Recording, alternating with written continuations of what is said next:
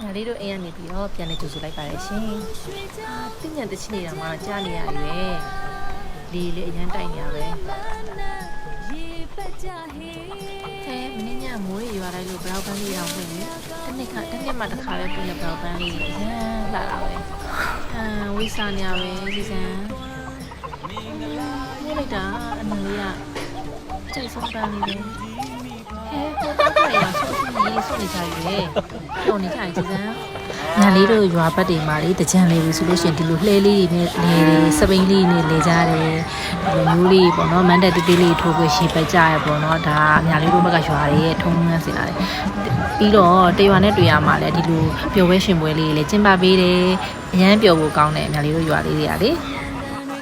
ကဲစတူဒီယိုကျူးတော့မယ်ဆိုတော့ကဆလိုက်အောင်မယ်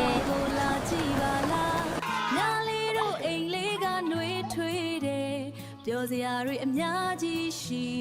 တယ်လာလေပါနော်ညလေးစီတော့စိတ်ချမ်းသာခြင်းယူဆောင်လို့လာလေပါနော်ညလေးအိမ်ကိုလာလေပါနော်ညလေးအိမ်好的